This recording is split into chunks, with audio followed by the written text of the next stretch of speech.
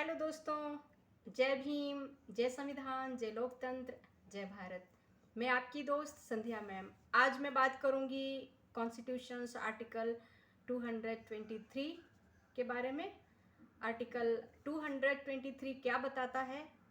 ये हमें बताता है कि appointment of acting chief justice, कार्यकारी मुख्य न्यायमूर्ति की नियुक्ति के बारे में। और 224 अनुच्छेद 224 आर्टिकल बताता है appointment of additional and acting जजेस के बारे में, अपर और कार्यकारी न्यायाधीशों की नियुक्तियों के बारे में। अपर और कार्यकारी न्यायाधीशों की नियुक्ति के बारे में 224 बात करता है। और तो मैं अभी अनुच्छेद 223 और 224 को पढ़ूंगी। ठीक है, स्टार्ट करें। Okay. 223 Constitution's article says appointment of acting chief justice. Appointment of acting chief justice. When the office of chief justice of a high court is vacant, or when any such chief justice is by reason of absence or otherwise unable to perform the duties of his office, the duties of the office shall be performed by such one of other judges of the court as the president may appoint for the purpose. दोबारा पढ़ देती हूँ इसको। 223 article says appointment of acting chief justice. When the office of chief justice of a high court is vacant, or when any such chief justice is by reason of absence or otherwise unable to perform the duties of his office, the duties of the office shall be performed by such one of the other judges of the courts. क्या कहा जा रहा है? By reason of absence or otherwise unable to perform the duties of his office, the duties of the office shall be performed by such one of the other judges of the court as the president may appoint for the purpose. 224 article क्या कहता है? 224 article says appointment of additional and acting judges. 224 article says appointment of additional or acting judges. Number 1, if by reason of any temporary increase in the business of a high court, or by reason of arrears of work herein, it appears to the president that the number of the judges of that court should be for the time being increased, the president may appoint duly qualified persons to be additional judges of the court for such period not exceeding 2 years as he may specified. क्या कह रहा है? 224 हमें बताता है appointment of additional and acting जजों के बारे में वर्णन करता है।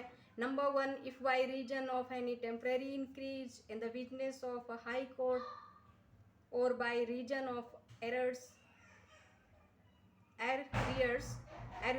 of work herein, it appears to the president that the number of the judges of that court should be for the time being increased, the president may appoint duly qualified person to be additional judges as of the court for such period not exceeding 2 years as he may specified.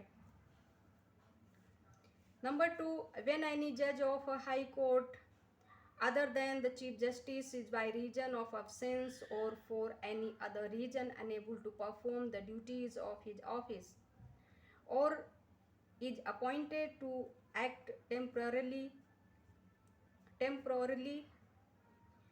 As Chief Justice, the President may appoint a duly qualified person to act as a judge of that court until the permanent judge has resumed his duties.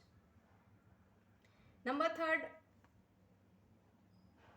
no person appointed as an additional or acting judge of a high court shall hold office after attaining the age of 62 years.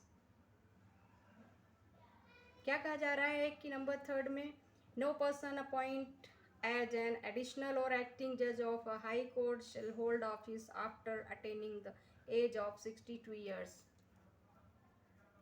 मैं इसको हिंदी में पढ़ लेती हूँ।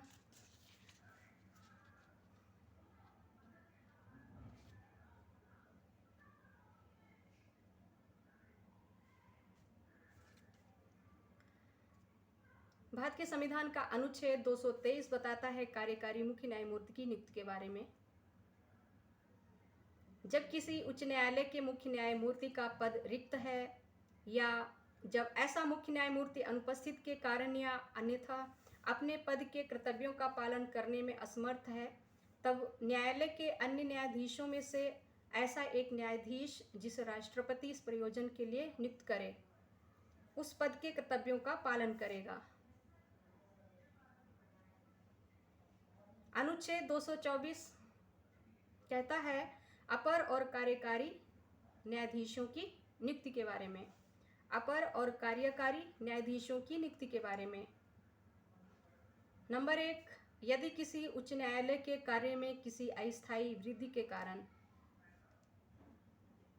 क्या होता है जब उच्च न्यायालय में अस्थायी वृद्धि होती है, एक्स्ट्रा कुछ इंक्रीजमेंट होता है, तब उसमें कार्य के बकाया के कारण राष्ट्रपति को यह प्रतीत होता है कि उस न्यायालय के न्यायाधीशों की संख्या को तत्समय बढ़ा देना चाहिए। तो राष्ट्रपति सम्यक रूप से आहरित व्यक्तियों को 2 वर्ष से अनधिक की ऐसी अवधि के लिए जो वे विनिर्दिष्ट करे, यानी 2 वर्ष से अधिक नहीं, तो वो भी राष्ट्रपति सम्यक रूप से आहरित क्वालिफाइड व्यक्तियों को 2 वर्ष से अनधिक नहीं कि ऐसी अवधि के लिए जो वे विनिर्दिष्ट करे उस न्यायालय के अपर न्यायाधीश नियुक्त कर सकेगा। नंबर 2, जब किसी उच्च न्यायालय का मुख्य न्यायमूर्ति से भिन्न कोई न्यायाधीश अनुपस्थिति के कारण या अन्य कारण से अपने पद के कर्तव्यों का पालन करने में असमर्थ है। दूसरा नंबर, एक तो होता है कि जब कोई इंक्रीजमेंट होता है, एडिशनल इंक्रीजमेंट होता है जुडिशियरी में, हाई कोर्ट्स में, तब वहाँ पर 2 साल के लिए राष्ट्रपति अपने सम्यक रूप से उस क्वालिफाइड जो विधि के क्षेत्र में जाना माना आहरित व्यक्ति है उसको 2 वर्ष से अनधिक की ऐसी अवधि के लिए उस न्यायालय के अपर न्यायाधीश नियुक्त कर सकेगा।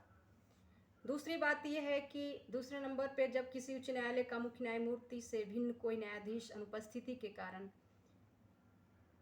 कोई प्रॉब्लम हो जाती है, अनुपस्थित रहते हैं, अपनी ड्यूटी पे नहीं आ पाते हैं या अन्य कोई कारण अपने पद के कर्तव्यों का पालन करने में असमर्थ हैं, या तो न्यायाधीश की अनुपस्थिति या फिर अपने कर्तव्यों का पालन करने में असमर्थ हैं या मुख्य न्यायमूर्ति के रूप में अस्थायी रूप में कार्य करने के लिए नियुक्त किया जाता है, तब ऐसी परिस्थितियों में राष्ट्रपति सम्यक रूप से आहरित किसी व्यक्ति को तब तक के लिए उस न्यायालय के न्यायाधीश के रूप में कार्य करने के लिए नियुक्त कर सकेगा, न्यायाधीश के रूप में कार्य करने के लिए नियुक्त कर सकेगा जब तक स्थायी न्यायाधीश अपने कर्तव्यों को फिर से नहीं संभाल लेता है।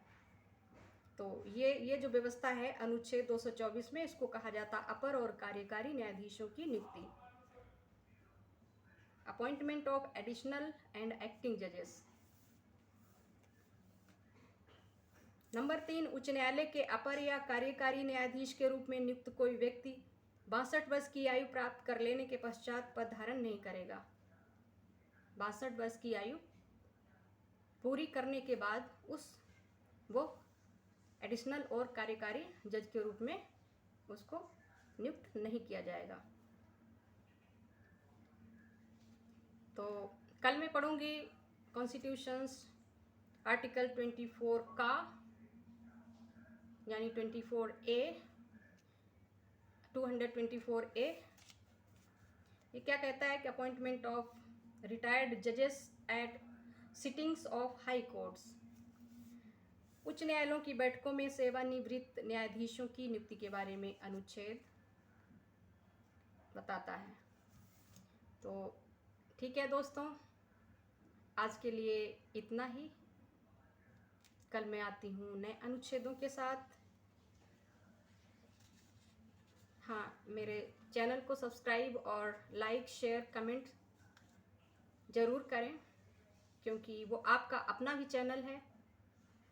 वो आप लोगों के लिए मैंने बनाया है ताकि आप लोग अपना ज्ञानवर्धन करें, अपना जनरल नॉलेज बढ़ाएं और संविधान के बारे में जागरूक होते रहें। तो इसलिए यही मेरा पूरा मकसद है। ये पूरा हो तो अच्छा है। अच्छे नागरिक बनने के लिए हमें संविधान पढ़ना ही पढ़ना होगा, औरों को भी पढ़ाना होगा। तो ठीक है, आज के लिए इतना ही। जय भीम, जय संविधान, जय लोकतंत्र, जय भारत।